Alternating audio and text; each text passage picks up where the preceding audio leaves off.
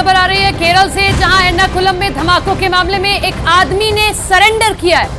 Police के मुताबिक Martin नाम का ये शख्स है, धमाकों में शामिल था। उसने सरेंडर किया है और ये कहा है कि वो धमाके में शामिल था। सूत्रों के मुताबिक इन धमाकों में पेट्रोल और बैटरी के साथ स्थानीय स्तर पर बने पटाखों के बारूद का इस्तेमाल किया गया था। इस बीच पुलिस को सीसीटीवी तस्वीरें भी सामने आई हैं और सीसीटीवी तस्वीरों में भी आरोपी शख्स नजर आ रहा है जिसने सरेंडर किया है और इस पूरे धमाके की जिम्मेदारी ली है। तो बड़ी खबर केरल के एर्नाकुलम से आप देख रहे हैं, जहां ये ब्लास्ट होता है, एक की जान चली जाती है, कई लोग घायल हो गए हैं। और आनंद हमारे सहयोगी फिलहाल जुड़ रहे हैं। आनंद, ये जो शख्स है मार्टिन, इसकी क्या भूमिका फिलहाल नजर आ रही है इस पूरे धमाके में? देखिए मोनिका, ये शख्स दावा कर रहा है कि ये इस ब्लास्ट के पीछे है। बता दें कि ये उसी समुदाय से आता है जिस ईसाई समुदाय की प्रार्थना सभा वहां पे चल रही थी।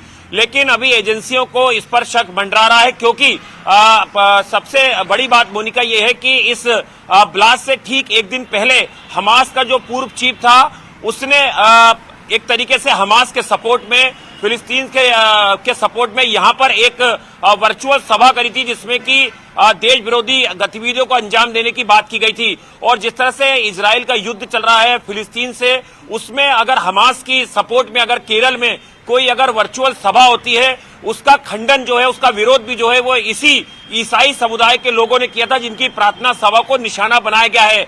जो एजेंसी के सूत्र बता रहे हैं कि जिस प्रार्थना सभा को निशाना बनाया गया, जिसमें करीबन 2000 लोग शामिल थे, उसमें कई ऐसे नागरिक भी थे जो यहूदी विचारधारा से प्रभावित है या यहूदी थे।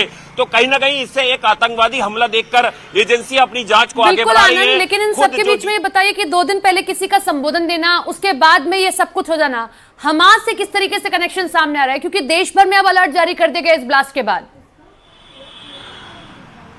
देखिए बिल्कुल सपना, अगर आप इसे देखें तो इसके तार बिल्कुल जुड़ते नजर आ रहे हैं, क्योंकि देखिए केरल में जिस ईसाइयों की प्रार्थना सभा पर हमला किया गया, उसी ईसाई समुदाय के लोगों ने इस बात की निंदा करी थी कि किस तरह से हमास को महिमा मंडित किया जा रहा है केरल में। और केरल में एक वर्चुअल रैली निकाली गई, जिसमें हमास का जो पूर्व चीफ था, उसने उसमें एक संबोधन दिया। उसने अरबी भाषा में कई ऐसी भड़काऊ चीजें बोली जो भारत के खिलाफ थी और यहूदियों के खिलाफ थी, और हमास को उसने एक महिमा मंडित करने की कोशिश की। उसके बाद जब ईसाइयों ने इस बात का खंडन किया, इस बात की निंदा की, और उसके बाद ही अचानक से ये ब्लास्ट होता है। आनंद, कई पहलू सामने आ रहे हैं जो जांच का विषय है।